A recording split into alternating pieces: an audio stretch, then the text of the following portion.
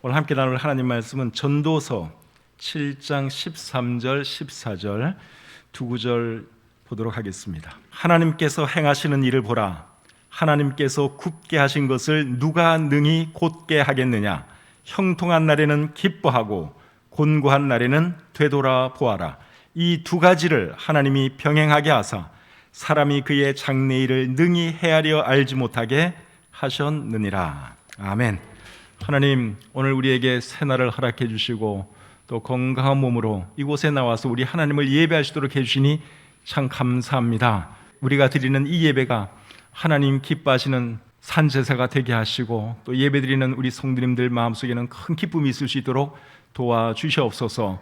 코로나로 인하여 함께하지 못하는 분들도 많이 계십니다. 어디에 있든지 이 시간 기억하도록 도와주시고 또 마음으로 우리 하나님을 예배할 수 있도록 축복해 주시옵소서. 모든 시종 주님께 온전히 의탁하오며 예수님의 이름으로 기도드립니다. 아멘. 오늘은 코로나가 깨닫게 해준 것들, 이런 제목으로 말씀 전하기를 원합니다. 오늘 본문으로 읽은 말씀이 전도서 7장 13절 14절이죠 13절 말씀을 다시 한번 보겠습니다. 하나님께서 행하시는 일을 보라. 하나님께서 굽게 하신 것을 누가 능히 곧게 하겠느냐. 맞는 말씀이죠. 하나님께서 굽게 하시면 사람이 곧게 할 수 없습니다. 하나님께서 코로나라는 재앙을 주시니까 사람들이 지금 맥을 못 추잖아요. 아무리 연구를 하고 뭘 해도, 백신을 개발하고 뭘 해도 이게 감당하기가 어렵습니다. 하나님이 굽게 하신 것을 사람이 쉽게 펼 수 없습니다. 하나님께서 언제쯤 이 코로나를 거두어 가실지 우리가 알 수 없지만 하나님께서 하나님의 때에 거두어 가실 것을 제가 믿습니다. 사람의 능력으로가 아니라 하나님이 도와주셔야지 이게 해결되는 것이지, 아무리 인간이 노력하고 개발을 한다고 해서 이 문제가 쉽게 해결되질 않아요. 하나님께서 불쌍히 여겨주셔서 거두어 가시면 어느 순간 싹 사라질 줄 믿습니다. 얼마 전에 울진에 큰 산불이 일어났었죠. 며칠 동안 소방관들이 불을 끄려고 했는데도 그 불이 잡히지를 않았습니다. 근데 그 불길이 어떻게 잡힌 줄 아십니까? 비가 와서 그 불길이 잡혔어요. 사람들이 그렇게 노력을 하는데도 그 불길을 잡을 재간이 없습니다. 근데 하나님께서 비 한번 쫙 뿌려주니까 금방 문제가 해결됐죠. 코로나도 마찬가지예요. 하나님께서 코로나라는 재앙을 이 땅에 주신 거, 이거 사람들이 어떻게 하기가 참 어렵습니다. 하나님이 도와주셔야 되는 거죠.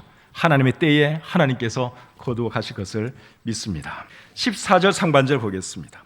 형통한 날에는 기뻐하고 곤고한 날에는 뒤돌아 보아라. 뒤돌아 보아라 하는 말의 의미는 생각해 보아라 하는 말씀이죠. 무엇을 생각해 보라는 것입니까? 왜 이런 일이 일어났는지, 공관 날에 왜 이런 일이 일어났는지 그거 생각해 보라는 것입니다. 어떻게 하면 이 공경을 헤쳐나갈 수 있을 것인가, 그거 생각하라는 것이죠. 그리고 하나님께서 이런 어려움을 통해서 주시고자 하는 교훈은 무엇일까, 그런 거 생각해 보라, 그 뜻이지요. 형통할 때는 사람들이 생각을 잘 안 합니다. 그런데 어려움이 닥치면, 힘든 일이 닥치면 그때는 생각하죠. 왜 이런 일이 일어났지? 이거 어떻게 해야 되지? 어떻게 하면 빠져나갈 수 있지? 그때서야 비로소 생각하지요. 그래서 오늘 이 본문이 하는 말씀이 형통한 날에는 기뻐하고 공고한 날에는 생각하라, 그렇게 말씀하고 있는 것이죠. 14절 하반절에 보시면 이 두 가지를 하나님이 병행하게 하사 사람이 그의 장래일을 능히 헤아려 알지 못하게 하셨느니라. 이 두 가지 일을 하나님이 병행하게 하셨다, 그렇게 말씀을 하고 있는데, 여기서 말하는 이 두 가지 일이 뭘까요? 공고한 날과 형통한 날이에요. 하나님께서 공고한 날과 형통한 날을 교대로 주신다, 그 말이죠. 그래서 우리 삶에는 이 두 날이 늘 교대로 찾아옵니다. 형통한 날이 쭉 오다가 또 그다음에 공고한 날이 찾아오기도 하고, 또 그러다가 또 다시 형통한 날이 찾아오고, 이 두 날이 늘 번갈아 가면서 일어나는 것이 우리의 삶이라고 할 수 있습니다. 그런데 어떤 날이 언제 찾아올지는 아무도 모릅니다. 그건 하나님만 아시는 거예요. 그래서 형통할 때는 기뻐하고, 그리고 공고한 날이 찾아오면 어떻게 하라고요? 생각하라. 우리 성경이 그것을 말씀해 주고 있습니다. 코로나로 인하여 제가 자가격리하는 동안 집에 살 수 있는 일이 그렇게 많지를 않았습니다. 시간이 많으니까 설교 준비나 좀 미리 해놓을까 하는 생각이 간절했지만, 제가 설교 준비할 수 있는 모든 책과 자료며 컴퓨터며 하는 것이 교회 사무실에 있기 때문에 집에서는 뭐 설교 준비고 뭐고 하기가 참 어려웠습니다. 그래서 제가 뭘 했겠습니까? 제가 할 수 있는 거 이제 하는 거죠. 성경은 있었으니까 성경 이제 읽고, 그리고 또 뭘 했느냐?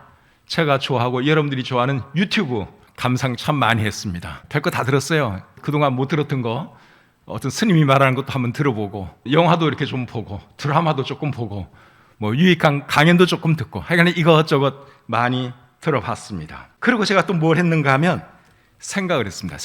시간이 남으니까 이제 생각을 하는 거죠. 설교 준비할 것도 생각하고 이런저런 생각을 해보는 것이죠.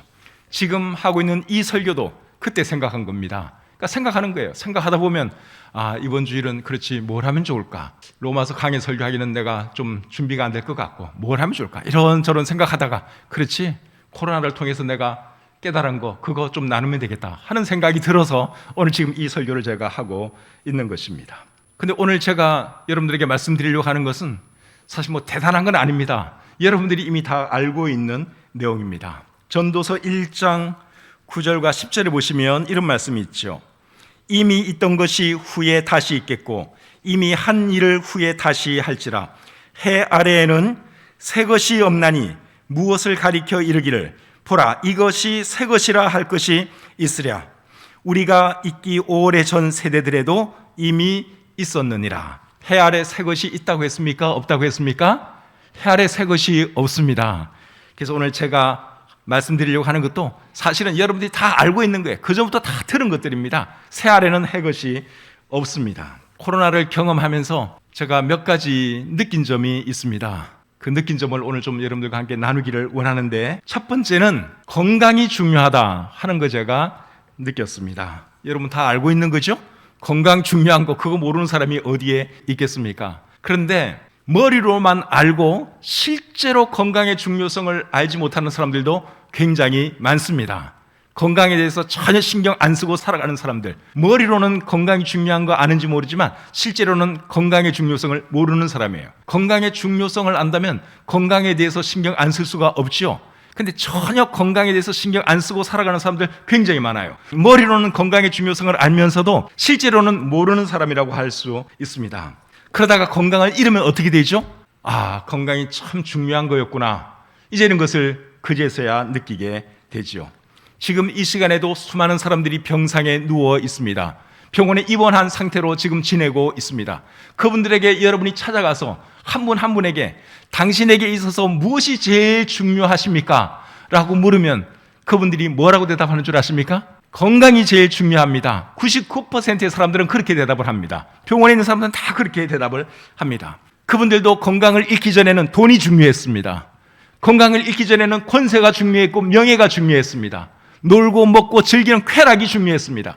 근데 건강을 잃고 병원에 입원해 보면 뭐가 제일 중요하느냐? 다른 거 다 안 중요해요. 건강이 제일 중요하다는 것을 깨닫게 되죠. 이런 말이 있습니다. 돈을 잃으면 조금 잃는 것이고, 사람을 잃으면 많이 잃는 것이고, 건강을 잃으면 전부를 잃는 것이다. 들어보셨죠? 건강이 그만큼 중요하다 그 말입니다. 건강을 잃으면 돈 소용없습니다. 건강 잃으면 권력이고 뭐고 다 필요 없습니다. 건강이 제일 중요합니다. 그래서 여러분들이 오래 살고 싶고 건강하게 활동하고 싶으면 건강관리 잘 하시기를 바랍니다. 건강은 건강할 때 지키는 것이 중요합니다. 일단 건강을 잃어버리면 회복하는 것이 쉽지가 않습니다. 코로나 같은 것은 그래도 이렇게 회복할 수 있는 병이기 때문에 큰 문제가 안 되는데, 예를 들어서 뭐 신장이 망가졌다든가 뇌에 문제가 생겼다든가 척추에 문제가 생겼다든가 이러면은 여러분 정말 회복하기가 힘듭니다. 그래서 건강하게 살고 싶으면 건강할 때 건강관리를 잘 해야 합니다. 저는 의사가 아니기 때문에 건강에 대해서 사실 잘 모르지만 상식적으로 생각할 때 건강을 위해서는 세 가지가 중요한 것 같아요. 첫째는 적당한 체중 유지하는 것이 참 중요한 것 같습니다. 그래서 살을 찌운다든가 약간 비대해지면은 이제 여러 가지 병이 다 찾아옵니다. 허리 아프기 시작해가지고 무릎도 문제가 생길 수 있고 여러 가지 당뇨라든가 많은 문제가 생길 수 있어요. 그래서 건강하기 위해서는 일단 살 안 찌워야 되고 체중 관리 잘하는 것이 참 중요한 것 같습니다. 체중 관리 잘하려면 아무래도 먹는 것을 절제를 해야겠죠. 소식하는 것이 참 좋습니다. 건강하고 오래 사는 분들 보면은 주로 소식을 하더라고요. 그러니까 저희 아버지도 저희 자녀들에게 주로 말씀하신 것이 뭔가 하면은 배불리 먹을 생각하지 말고 한 80%만 먹어라, 그 말씀을 하셨어요. 그리고 우리 아버지는 그 말씀을 거의 실천을 하고 사신 것 같습니다. 절대로 과식을 안 하세요. 그러니까 한 80%만 정말 드시는 거예요. 그래서 뭐 살도 안 찌우고 그냥 늘 이렇게 날씬한 상태를 유지한 것이 저희 아버지의 건강 비결이 아니었는가 생각이 들어서 저도 아버지의 영향인지 어쨌든 살 안 찌우려고 지금 많이 노력을 하고 있습니다. 그 다음에 두 번째는 적당한 운동이 중요한 것 같아요. 적게만 먹는다고 능사는 아니고 또 적당히 운동을 해줘야 하는 것이죠. 근육도 필요하고 하니까. 그래서 운동도 적당히 해야 합니다. 나이에 따라서 어떤 운동을 할 것이냐, 그건 다 이제 달라지겠지만 연세가 조금 드신 분들에게는 제가 볼 때 걷는 것이 제일 좋은 운동이 아닌가 생각이 듭니다. 열심히 걷는 거죠. 아침에도 걷고 저녁에도 걷고 열심히 걷는 것입니다. 얼마 전에 제가 신학교에 가서 우리 목사님 한 분을 만났는데 그분이 과거에는 굉장히 좀 뚱뚱했어요. 근데 지금 보니까 아주 날씬해지셨더라고요. 나이는 저랑 비슷한 분인데. 그래서 아니 목사님 어떻게 이렇게 살을 잘 빼시고 그렇게 관리를 잘 하십니까? 제가 여쭤보니까 그 목사님이 아침 저녁으로 걸어서 출퇴근을 한다는 거예요. 근데 출근하는데 걸리는 게 1시간, 또 교회에서 집까지 걸어오는 게 또 1시간, 그러니까 늘 2시간을 아침 저녁으로 걷는다는 것입니다. 그러니까 그분이 그렇게 날씬하게 건강하게 지낼 수 있다는 것을 제가 다시 한번 발견을 했죠. 그래서 이 적당한 운동, 걷는 거 참 중요한 것을 제가 다시 한번 깨달았습니다. 그리고 규칙적인 생활도 참 중요한 것 같죠? 일정한 시간에 잠자리에 들고 또 일정한 시간에 일어나고 규칙적으로 생활하는 게 이게 참 중요한 것 같습니다. 불규칙적으로 생활하다 보면 몸의 리듬이 깨져요. 그러니까 이게 고장 날 수밖에 없습니다. 그리고 건강을 위해서 정말 중요한 게 뭔가 하면은 하나님 경외하면서 살아가는 것입니다. 이게 정말 중요한 것입니다. 잠언 3장 7절과 8절에 이런 말씀이 있습니다. 스스로 지혜롭게 여기지 말지어다. 여호와를 경외하며 악을 떠날지어다. 이것이 내 몸의 양약이 되어 내 골수를 윤택하게 하리라. 이것이 내 몸의 양약이 되어 내 골수를 윤택하게 한다 그랬는데 여기서 말하는 이것이 뭐죠? 하나님 경외하는 것, 악에서 떠나는 것. 그런 삶을 살아가면 하나님께서 건강에 복을 주십니다. 또 잠언 4장 20절부터 22절에 보시면 이런 말씀이 있습니다. 내 아들아 내 말에 주의하며 내가 말하는 것에 내 귀를 기울이라. 그것을 내 눈에서 떠나게 하지 말며 내 마음속에 지키라. 그것을 얻는 자에게 생명이 되며 그의 온 육체의 건강이 됨이니라. 그의 온 육체의 건강이 된다고 말씀을 하고 있는데 뭐가 그렇다는 것입니까? 그것이 그렇다 그랬는데 여기서 말하는 그것은 하나님 말씀이죠. 하나님 말씀대로 살아가고 하나님 경외하면서 살아가면 그것이 내 몸의 건강이 될 것이다. 하나님께서 그렇게 말씀하고 있습니다. 그래서 여러분들이 건강이 중요하다는 사실을 늘 기억하시고 건강관리 잘 하시는 여러분들 되시기를 주님의 이름으로 축복합니다. 두 번째로 제가 코로나를 통해서 뭘 깨달았는가 하면 소소한 일상이 행복이다 하는 것을 깨닫게 되었습니다. 코로나가 오기 전에는 소소한 일상이 행복이라는 것을 사람들이 잘 몰랐습니다. 그런데 코로나가 딱 와보니까 이 소소한 일상이 행복이로구나 하는 것을 많은 사람들이 알게 되었죠. 사람들 만나서 밥 먹고 카페 가서 커피 한잔 하면서 또 사랑하는 사람들과 대화 나누고 그리고 주일날 되면 또 교회에 와서 예배드리고 하는 이런 일상적인 이런 것들이 행복이고 축복이라는 것을 코로나가 오고 난 뒤에 우리가 사실은 깨달았지요. 저도 코로나에 걸려 보니까 그런 것을 다시 한번 느낄 수 있었습니다. 지난 토요일날 제가 여기 갈매 중앙에 있는 이제 그 검사소에 가서 코로나 PCR 검사를 받았습니다. 그리고 한 10시쯤 밝은 햇살을 받으면서 이제 집으로 이렇게 가는데 갈매 중학교 그 앞을 지나갈 쯤 제가 어떤 생각이 들었는가 하면 이제 조금 가다가 오른쪽으로 가면 우리 교회 쪽으로 가는 것이고 왼쪽으로 가면 우리 집으로 가는 거예요.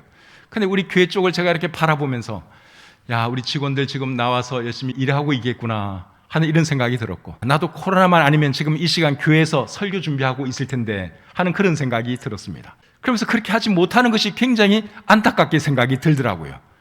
지금까지 늘 토요일이면 교회에 나와서 설교 준비하고 또 성도님들하고 청소도 하고 이런 것이 저에게는 엄청난 축복이었다는 것을 제가 지난 토요일 날 다시 한번 절감을 했습니다.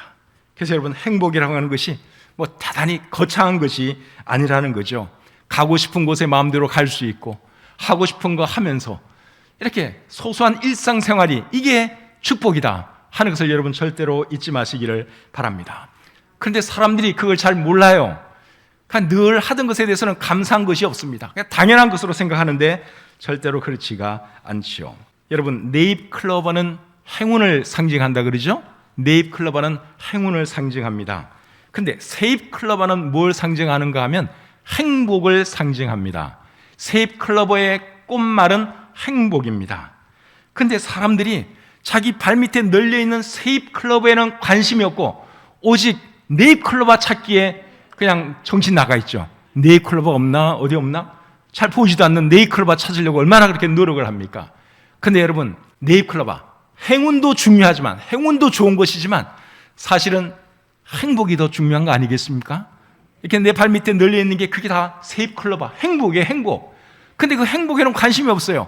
행운을 찾으려고 사람들이 계속 찾고 있다고 하는 것이죠. 근데 그게 사실은 생각해보면 얼마나 어리석은 일인지 모릅니다. 널려있는 게 세잎클로버인데 행복인데 그거는 눈에 안 들어오고 눈에 보이지도 않는 네잎클로버 찾겠다고 시간을 보내고 있어요. 여러분, 얼마나 어리석은 일입니까? 행복의 파랑새 이야기 여러분 알고 계시죠? 그 아이들 동화인데 그 동화책 읽어보면 치르치르와 미치르 남매가 이제 행복의 파랑새를 찾기 위해서 5만 군데 다 찾아 돌아다니죠. 근데 결국 못 찾다가 집에 와서 보니까 자기 집에 있던 그 새가 사실은 파랑새였습니다. 행복은 다른 데 있잖아요. 멀리 있지 않습니다. 내 곁에 있는 것이 행복이에요. 내가 늘 하는 이런 것들이 행복이고 축복이다 하는 것을 여러분 꼭 기억하시기를 바랍니다. 전도서 3장 13절 말씀을 한번 보겠습니다. 사람마다 먹고 마시는 것과 수고함으로 낙을 누리는 그것이 하나님의 선물인 줄도 또한 알았도다. 뭐가 하나님의 선물이라는 것입니까? 먹고 마시는 것, 수고함으로 낙을 누리는 것, 그런 것들이 하나님의 선물이고 하나님의 축복이다 하는 말씀이죠. 전도서 3장 22절에는 이렇게 기록되어 있습니다.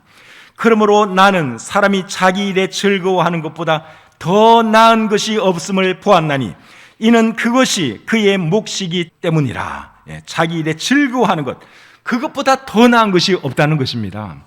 그 다음에 5장 18절입니다. 사람이 하나님께서 그에게 주신 바 그 일평생에 먹고 마시며 해 아래에 사는 모든 수고 중에서 낙을 보는 것이 선하고 아름다움을 내가 보았나니 그것이 그의 몫이로다. 비슷한 말씀이죠. 그 다음에 11장 7절 8절입니다. 빛은 실로 아름다운 것이라 눈으로 해를 보는 것이 즐거운 일이로다. 사람이 여러 해를 살면 항상 즐거워할지로다. 여러분, 눈으로 이 빛을 바라보는 것, 햇빛을 바라보는 것, 자연을 감상하는 것, 이게 즐거움이고 행복이라는 것입니다. 그래서 방금 읽은 이 말을 종합하면 무엇이 행복입니까? 자신의 일에 최선을 다하면서 즐겁게 살아가는 것이 행복이다 하는 것이죠. 그래서 여러분, 행복은 절대로 멀리 있지 않고 소소한 일상이 행복이다 하는 이 사실을 잘 기억하시기를 바랍니다. 그것을 아는 사람은 즐겁게 살려고 노력을 합니다. 그리고 늘 감사하면서 살아가지요. 데살로니가전서 5장 16절부터 18절에 이런 말씀이 있죠. 항상 기뻐하라, 쉬지 말고 기도하라, 범사에 감사하라. 이것이 그리스도 예수 안에서 너희를 향하신 하나님의 뜻이니라. 무엇이 하나님의 뜻이라고요? 항상 기뻐하는 거, 범사에 감사하는 거, 이런 것이 하나님의 뜻이라는 것입니다. 이 말씀도 여러분 결국 우리에게 뭘 가르쳐주고 있어요? 소소한 일상이 행복이다. 그거 가르쳐주는 거 아니겠습니까? 그래서 여러분, 다른 데서 자꾸만 행복 찾지 마시고 여러분들이 지금 하고 있는 일들, 직장 다닐 수 있는 이런 거, 주일 되면 교회 나와서 예배 드릴 수 있는 거, 사람들 만나서 식사하고 교제하는 이런 것, 이런 것이 즐거움이고 행복이다 하는 거 꼭 기억하면서 행복을 많이 누리며 살아가시기를 우리 주님의 이름으로 축복합니다. 세 번째로 제가 코로나를 통해서 뭘 알게 됐는가 하면 도움의 손길이 참으로 소중하다 하는 것을 다시 한번 깨닫게 되었습니다. 코로나에 걸려서 자가격리하는 동안 뭐가 제일 불편했는가 하면 가게에 갈 수 없는 것이 제일 불편했습니다. 먹을 것은 좀 필요한데 냉장고에 먹을 만한 것은 별로 없고 그렇다고 또 가게에 갈 수도 없고 참 난감하더라고요. 그래서 우리 성도님들 중에 이렇게 전화를 걸으셔가지고 목사님 뭐 필요한 거 없으세요? 제가 먹을 거 좀 갖다 드릴까요? 이 동네 사시는 몇 분이 저한테 전화를 주셨습니다. 근데 제가 뭐라고 대답했는가 하면 아이 괜찮아요 자매님, 제가 정 필요한 거 있으면 우리 사역자들에게 좀 부탁할게요. 그러면서 사양을 했습니다. 근데 전화 끊고 나서 제가 후회가 되더라고요. 좀 뭐 좀 갖다 달라고 말할 걸. 아쉽더라고요. 근데 어떤 분이 조금 있다가 멀리 사는 분이에요. 목사님, 제가 우리 동네 갈비탕 잘하는 집이 있는데 그 집 갈비탕 제가 사갖고 가겠습니다. 근데 그 자매님이 멀어요. 먼 곳에 사는 분입니다. 그래서 아니 괜찮습니다. 그냥 제가 어떻게 연구를 해볼게요. 근데 굳이 택시 타고 자기 동네에 있는 그 유명한 맛있는 갈비탕을 사갖고 오셨는데 야 진짜 감사하기도 하고 고맙기도 하고 맛도 너무너무 좋았습니다. 너무너무 감사했어요. 그리고 그 다음날은 또 어떤 분이, 이분도 역시 멀리 사는 분이에요. 우리 가까이 사는 분들은 저한테 아무것도 안 갖다 주고 멀리 사는 분들이 갖다 주시더라고요. 그분도 또 택시를 타고 자기가 만든 음식을 가지고 집 앞에 이렇게 걸어놓고 가셨어요. 또 어떤 분은 쇼핑을 해가지고 문 앞에 갖다 놓고 가기도 하고, 어떤 분은 과일 먹으라고 한 상자 보내주기도 하고, 이런 분들이 계셔서 제가 코로나 기간 중에도 굶지 않고 맛있는 거 먹으면서 잘 지낼 수가 있었습니다. 코로나 기간 중에 전화해 주신 분도 고맙고, 또 격려 문자 보내주신 분도 고맙고, 뭐 다 고마웠지만 저에게는 솔직히 말해서 어떤 분들이 제일 고마웠겠습니까? 먹을 것 갖다 준 분들이 제일 고마웠습니다. 그렇더라고요. 나가지 못하니까 갑갑하잖아요. 뭐 좀 살아갔으면 좋겠는데, 근데 누가 이렇게 딱 그걸 알고 갖다 주었을 때 얼마나 감사했는지 모릅니다. 야고보서 2장 15절과 16절에 이런 말씀이 있죠. 만일 형제나 자매가 헐벗고 일용할 양식이 없는데 너희 중에 누구든지 그에게 이르되 평안히 가라, 덥게 하라, 배부르게 하라 하며 그 몸에 쓸 것을 주지 아니하면 무슨 유익이 있으리요. 무슨 말씀인지 알죠? 실제적인 필요를 채워주는 것이 중요하다 그 말입니다. 어쨌든 코로나를 겪으면서 도움의 손길 준 그분들이 참 고맙다 하는 그런 생각이 들었습니다. 물론 기도해 주신 분도 고맙고 격려해 주신 여러분들 정말 고맙습니다. 네 번째로 제가 또 깨달은 것은 나라가 있는 것이 참 고맙다 하는 생각이 들었습니다. 제가 코로나에 걸리니까 보건소에서 약도 보내주고요, 뭐 온도계도 보내주고, 뭐 그리고 몸에 있는 산소 측정하는 그런 거 한 번도 사용 안 해봤는데 또 산 적도 없는데 그런 것도 보내주고 막 그러더라고요. 그리고 보건소 직원들과 구리시청 직원들이 하루가 멀다고 전화를 해주는 거예요. 선생님 괜찮으십니까? 어디 불편한 데는 없어요? 그러면서 전화도 해주고, 또 때는 문자로 또 자세한 또 안내를 해주고, 몸이 불편하면 어떻게 하라고 자세하게 이렇게 알려주는 것이었습니다. 그거 보면서 제가 나라가 있는 것이 이렇게 좋은 것이로구나 하는 생각을 해보았습니다. 나라가 있어도 우크라이나처럼 전쟁을 하고 있으면은 옆에서 누군가가 죽어가도 여러분 어떻게 도와줄 수가 있겠어요? 막 서로 다 그런 처지인데, 그래도 이 땅에 평화가 있고 또 나를 생각해주는 이 나라가 있으니 여러분 얼마나 감사했는지 모릅니다. 그래서 우리나라에 전쟁이 일어나지 않도록 우리가 더 열심히 기도하고, 그리고 우리나라의 지도자들이 우리나라를 바른 방향으로 이끌어가고 북한이 감히 넘볼 수 없는 강한 나라로 세워가도록 기도해야 할 줄 믿습니다. 그래야지 이 나라가 평화롭고 또 내가 아플 때 우리 나라가 나를 이렇게 챙겨주기도 하고 그러는 것이죠. 디모데전서 2장 1절과 2절에 이런 말씀이 있습니다. 그러므로 내가 첫째로 권하노니 모든 사람을 위하여 간구와 기도와 도구와 감사를 하되 임금들과 높은 지위에 있는 모든 사람을 위하여 하라. 이는 우리가 모든 경건과 단정함으로 고요하고 평안한 생활을 하려 함이라. 여기 보니까 임금들과 높은 지위에 있는 사람들을 위해서 기도하라고 말씀을 하고 있죠. 기도하라고 하는 이유가 뭡니까? 우리가 평안한 생활을 하기 위해서라고 여기에 말씀하고 있습니다. 그래서 이 나라를 위해서 기도하고 나라를 이끌어가는 지도자들을 위해서 기도해야 할 줄 믿습니다. 그리고 특별히 이 코로나 시대에 코로나 방역 잘 할 수 있도록 기도 많이 해드려야 할 것 같습니다. 지금까지 코로나 방역한 것을 보면 제가 볼 때 솔직히 말하면 그렇게 잘한 것 같지는 않습니다. 처음에 코로나 환자가 얼마 되지도 않았을 때 예배 못 드리게 한 거 생각하면 지금도 막 화가 납니다. 지금 수만 명, 수십만 명 돼도 뭐 눈 하나 끄덕 안 하잖아요. 근데 그때는 몇십 명이었는데 100명 뭐 이 정도 돼. 왜 그렇게 예배까지 못 드리게 하고 그랬는지 지금 생각해도 저는 화가 나요. 정치 방역한 것이죠. 지금은 뭐 코로나 무정부 상태라는 그런 말도 이제 공공연하게 이렇게 하는데, 이제 앞으로 또 새로운 정부가 들어설 텐데 그 정부는 또 잘 할 수 있도록 저와 여러분들이 더 많이 기도해 줄 수 있기를 바랍니다. 다섯 번째로 제가 깨달은 것은 잃는 것이 있으면 얻는 것도 있다 하는 것을 알게 되었습니다. 코로나 안 걸린 분들은 코로나 안 걸리려고 지금 엄청 신경 쓰고 계시죠. 저도 그랬습니다. 그런데 제가 코로나 걸려 보니까 코로나 걸리는 것도 뭐 그렇게 나쁘지 않습니다. 왜 그런가 하면 코로나 때문에 잃는 것도 있지만 얻는 것도 있기 때문에 그렇습니다. 코로나 때문에 제가 잃은 거는 뭔가 하면 일단 기침을 많이 하느라고 참 힘들더라고요. 기침이 엄청 많이 나오기 때문에 참 힘들었어요. 기침을 할 때마다 누웠다가도 몸이 이렇게 15도가 상체가 이렇게 기침에 의해서 반동을 하면서 이렇게 일어나잖아요. 그거 굉장히 힘들더라고요. 기침 계속 나오고. 그리고 기침을 계속 하면 이게 폐렴으로 갈 수가 있고, 폐렴으로 가면 이게 사람이 죽을 수도 있는 거거든요. 그래서 코로나 때문에 사람들이 죽는 거구나 하는 그런 생각이 들었습니다. 근데 얻은 것도 있어요. 얻은 거. 제가 코로나 때문에 이제 자가 격리하면서 뭘 얻었느냐? 충분히 쉬었습니다. 충분히. 사실 고생한 거는 하루 이틀, 기침 때문에 좀 고생했고, 나머지 한 5, 6일은 진짜 편안했습니다. 사실 밖에 나가도 전혀 문제가 안 되고 일도 얼마든지 할 수 있는데 뭐 나라에서 나가지 말라니까 또 법을 준수해야 되기 때문에 제가 자가격리를 잘 했습니다. 충분히 쉬었어요. 너무너무 좋더라고요.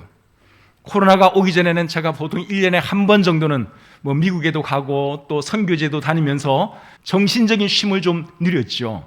해외 나가거나 그러면은 그건 이제 설교 한두 번 안 하는 것이 엄청 이제 정신적으로 방학이 되는 것이죠. 근데 코로나가 온 후로는 제가 해외를 전혀 안 나갔잖아요. 그러니까 계속 교회를 지켰습니다. 그러다 보니까 피로가 좀 누적되면서 면역력이 많이 떨어진 것이 아닌가 그런 생각이 들었습니다. 최근에 우리 교회에서는 삶과 말씀 나눔이라고 하는 또 새로운 사역도 시작을 했죠. 여러분 주일 저녁 5시 하는 거 그거 보고 계시죠? 벌써 이제 2번 방송이 나갔는데 제가 생각해도 참 잘 시작한 것 같습니다. 근데 이런 좋은 사역을 생각을 해내고 출발하기까지는 엄청난 에너지를 써야 됩니다. 머리는 얼마나 쓰겠어요? 그렇죠? 어떻게 하면 참 오래 지속할 수 있고 성도님들이 계속 관심 가질 수 있는 그런 사역을 시작할 수 있을까? 엄청 머리를 신경을 쓰는 거예요. 그리고 출발하기까지 엄청난 에너지가 들어갑니다.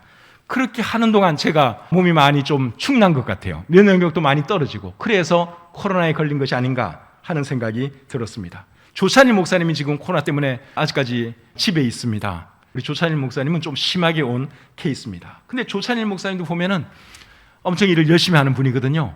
그리고 가장 최근에는 그 상관 말씀 나눔 여기 사회를 했잖아요. 그러니까 이 사회를 또 하기 위해서 얼마나 준비를 많이 했겠습니까? 뭐 저 같은 경우야 이제 경험도 있고 좀 노련하기 때문에 뭐 대충 해도 이렇게 은혜롭게 지나갈 수가 있는데, 이제 우리 조 목사님 같은 경우는 그거 준비하기 위해서 얼마나 생각을 많이 했겠어요. 그리고 그거 딱 끝나고 나서 이제 코로나에 감염이 됐거든요. 면역력이 떨어지면서 병을 얻은 것이죠. 어쨌든 간에 이 코로나에 걸려 있는 동안 저는 충분히 쉴 수 있어서 너무너무 좋았습니다. 왜 교회 안 오세요? 목사님이 왜 설교 안 하세요? 아무도 그 말 안 하니까 너무너무 좋은 거예요. 제가 설교 몇 번 내가 이번에 건너뛰었잖아요. 지난주일도 설교 안 했죠. 금요일도 설교 안 했죠. 네. 설교 한두 번만 건너뛰어도 이게 엄청 사실 쉼이 되거든요. 그래서 이런 면에서는 참 좋았다 하는 생각이 들었습니다. 그래서 여러분도 코로나 걸리지 않도록 노력은 하시되 너무 지나치게 그러지는 않으셔도 돼요. 코로나 걸려도 좋은 점도 있어요. 로마서 8장 28절에 보시면 이런 말씀이 있죠. 우리가 알거니와 하나님을 사랑하는 자 곧 그의 뜻대로 부르심을 입은 자들에게는 모든 것이 합력하여 선을 이루느니라. 안 좋은 일조차도 우리 하나님은 합력하여 선을 이루시는 분이십니다. 그래서 잃는 것이 있으면 얻는 것도 있다 하는 교훈을 제가 배웠습니다. 마지막 6번째 제가 배운 것은 사람은 언제라도 병들 수 있고 죽을 수 있다 하는 거 배웠습니다. 코로나에 걸려도 대다수의 사람들은 금방 회복이 됩니다. 그런데 어떤 사람은 코로나 때문에 죽기도 합니다. 책에 나타난 코로나 증세는 기침하는 거였습니다. 뭐 열이 올라가는 것도 아니고 그냥 감기처럼 기침만 좀 하다가 말았어요. 근데 이제 기침이 심해지다 보면 폐렴으로 가는 것이고, 폐렴이 심해지면 죽는 거죠. 이제 그래서 죽는 겁니다. 코로나로 인해서 죽은 유명한 사람들 중에 김기덕이라는 영화 감독이 있습니다. 이 사람은 2020년 12월에 코로나 때문에 죽었습니다. 그러니까 코로나가 유행하기 시작해가지고 1년 만에 죽은 거예요. 이 김기덕 감독은. 근데 이 사람이 나이가 저랑 같아요. 나이가 저랑 동갑이에요. 그 김기덕 영화 감독이. 그때 그분이 세상 떠났다는 뉴스를 제가 읽고서 나름대로 적지 않은 충격을 받았어요. 자, 나이는 나랑 동갑인데 그 사람은 코로나 때문에, 나는 멀쩡한데 그 사람은 코로나 때문에 죽었다니, 이게 참 기가 막히더라고요. 그래서 여러분, 사람은 언제 어떻게 될지 모른다는 것입니다. 오늘 살아있다고 해서 내일도 살아있다는 보장이 없습니다. 저는 그래도 하나님의 은혜로 코로나에서 이렇게 다시 멀쩡하게 살아왔지만 지금 이 시간에도 제 또래 사람들 중에 죽어가고 있는 사람들이 꽤 많이 있을 거 아닙니까? 사람은 모른다는 거예요. 오늘 건강하다고 해서 내일도 반드시 건강하다, 그런 거 아니에요. 오늘 건강해도 내일 갑자기 갈 수 있는 것이 인생입니다. 그래서 야고보서 4장 14절은 이렇게 말씀하지요. 내일 일을 너희가 알지 못하는도다. 너희 생명이 무엇이냐? 너희는 잠깐 보이다가 없어지는 안개니라. 안개와 같은 것이 우리의 생명이에요. 내일 일을 알 수 없습니다. 이사야 2장 22절은 또 이렇게 말합니다. 너희는 인생을 의지하지 말라. 그의 호흡은 코에 있나니 샘할 가치가 어디에 있느냐. 우리 인생 진짜 별거 아닙니다. 코 막고, 코 딱 막고, 입 막고 한 2, 3분, 3, 4분 있으면 갑니다. 그게 우리 인생이에요. 호흡 멎으면 가는 게 인생입니다. 이종철 부형님이나 전지현 부형님 같은 분들 한번 생각해 보세요. 다 작년에 주님 품으로 가신 분들인데 그분들이 그렇게 갑자기 떠날 줄 누가 알았습니까? 다 건강하시던 분들이에요. 주일 되면 꼬박꼬박 교회 잘 나오시던 분들이에요. 이종철 부형님은 수요일까지 운전해가지고 모모님과 함께 교회 오시던 분이셨어요.